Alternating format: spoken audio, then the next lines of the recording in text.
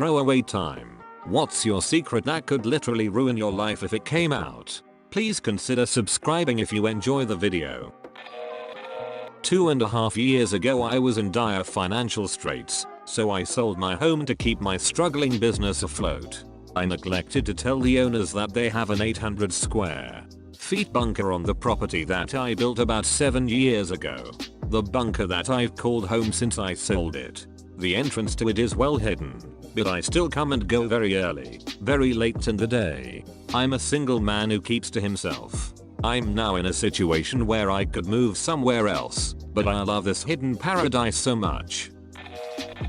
I run a cake business. I charge people hundreds for wedding cakes. Every last one is made using Pillsbury cake mix I buy $4 a box at Walmart. I suck at baking.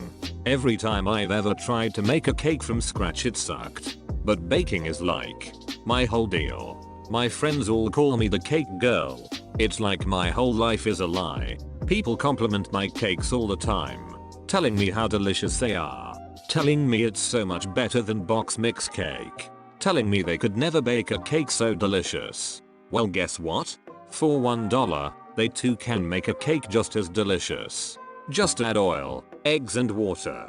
In my defense, I love cake decorating.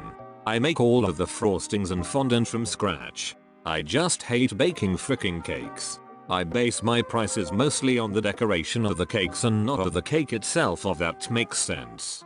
Still, no one knows about this except my husband. Even my best friends think I fricking slave over the oven mixing and baking these damn cakes.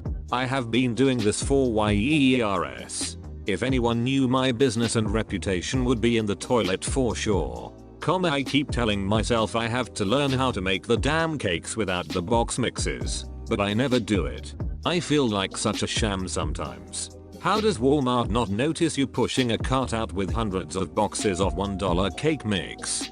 Well, I'm a home-based business, so I usually at most am buying 10-20 boxes at a time. I usually line the bottom of the cart with cake mix and then put all my other stuff on top, like 10 bags of powdered sugar. Then I use the self-checkout in shame and stack the boxes in my black canvas shopping bags. My worst fear is running into someone I know, or worse yet, whoever the cake is for, while I'm there with all these boxes of cake mix. That's why I act all shady about it, lol. I personally think this is a brilliant business model, but why not send your husband for the cake mix? Might not be feasible all the time, but it would save on the possibility of being caught. At least there was no incest in this one. Yeah, I'm upvoting everyone in this thread just because there's no incest, cum boxes, or shit on friends. I needed a break. Of course I could stop reading. Haha, right. This thread is mesmerizing. Like watching a car wreck in slow-mo. Okay, so this is a secret I've kept for nearly 20 years. During the summers when I was growing up, my parents would often leave my brother and I'm male, with our aunt and uncle who lived out in the country. It was great as they had 4 sons of ages close to ours, so we had a lot of fun doing kids stuff. One summer when I was 8, the oldest cousin was maybe 16. We somehow got talking and he asked me if I wanted to sleep in his room that night. He has the nicest room and bed, so I was all for it. Got into bed and he asked if he could touch my peanuts. I was 8 and just thought it was okay, so I'll let him. He rubs it for a bit and then asks me to do the same to him. So I do. This progresses and eventually I'm sucking his cock. I think I knew this was wrong, so I said I didn't want to carry on. We stop and I go to sleep quite confused.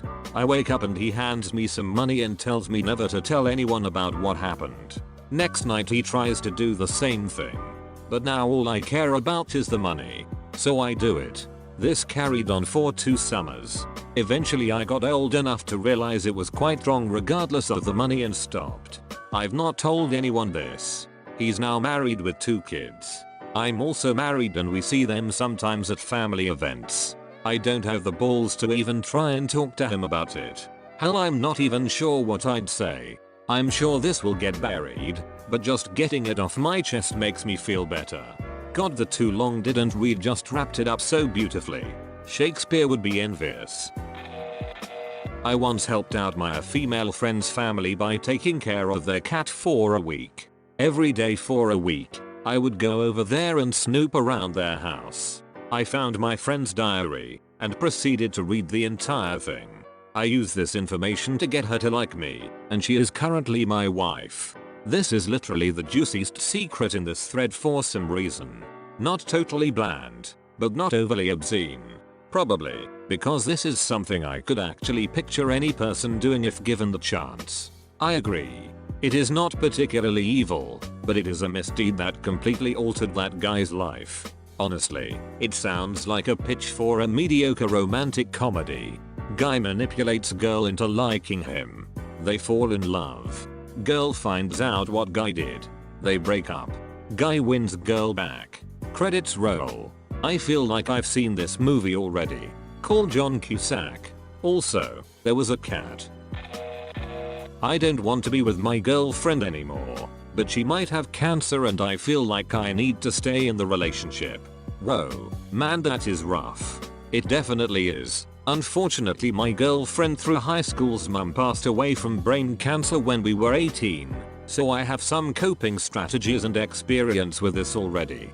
To clarify, the girlfriend from high school is different from the girl I am dating now. Everyone thinks I have a good job and roommates, but I've been homeless and a prostitute for over a year. There have been a lot of amours about prostitutes who ultimately worked their way out of the business. I hope things get better for you too. I once took a shit in the bathtub and then realizing what a horrible mistake I'd made, I flung poo into a hole in the wall. My parents renovated and patched up the hole, so now there is a circa 15-year-old turd in between the bathroom and kitchen wall of my childhood home. Not even using a throwaway, because I have no shame. The telltale poop. The poop of Amontillado.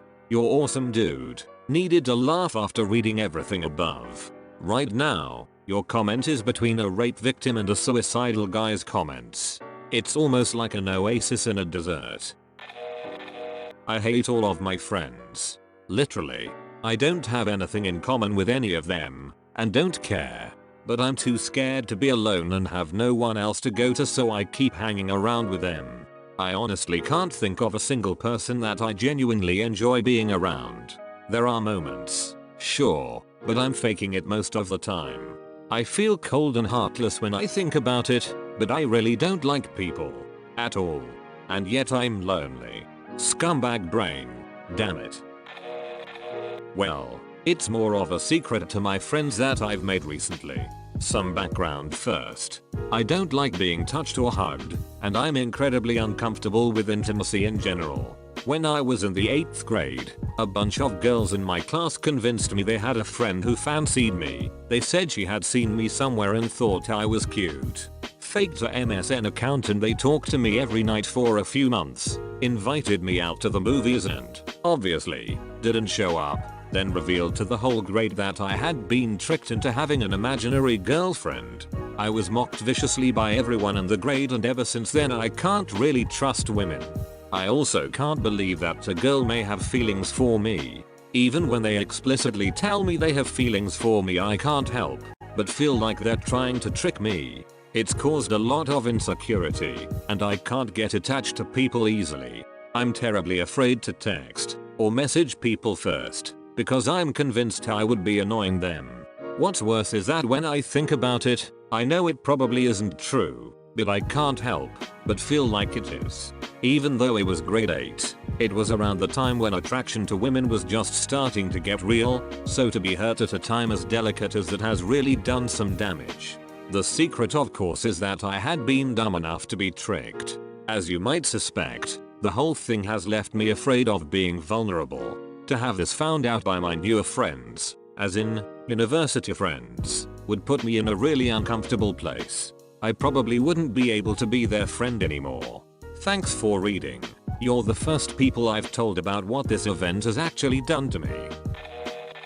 I have been pretending to be colorblind to everyone I have ever known, including my own parents, since I was in 3rd grade. I am now 28 years old. I even convinced an optometrist of it. Before your death, are you going to make your last words? Fooled you? Bertha, you see that apple there? It's red dyes. Of all names. Bertha? All Berthas are destined to be fat. I am hoping to someday have a theatric miracle moment where I can suddenly see the full rainbow. This isn't necessarily something that could ruin my life, but it could ruin many others. I haven't told anyone before. My father recently went to prison for white-collar crime that he pleaded guilty to. He didn't commit this crime, but the alternative was fighting a highly sensationalized, media-obsessed, scapegoat case and potentially getting 20+ years. While he was in prison, I read his little blue book, which I knew contained all the missteps of everyone he's worked with. He has always been an extremely scrupulous man, so these offenses were something he took seriously enough to note.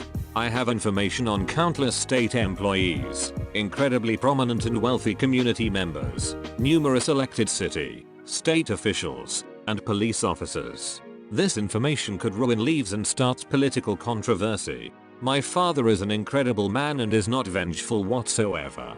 He will never use any of this info against these people, despite the fact that most completely turned on him and stayed uninvolved at all costs or started pointing fingers. When I picture my aging father sitting in a maximum security jail cell sleeping on a metal sheet without a mattress, he wasn't given one until his 5th night. I am filled with rage for these people who could have stood up for their friend and prevented this, while he still continues to be loyal. I still haven't decided which campaigns, if any, I'm going to ruin in the upcoming elections. Please expose these people. They could potentially have a hand in running the country, so just imagine how many more lives they could ruin. Can you start a thread where you post bits of information about it? I would upvote the shit out of that. With my real account and this one. Think of the 2 upvotes. Dude, you owe your father this. I'm not saying put it on Reddit, but I've been in jail. It's freaking hellish. You're treated like shit, the worst kind. Fudge that. Germanic style. These arseholes are probably teeing off on the back 9 somewhere without a care in their mind. Your father is doing time.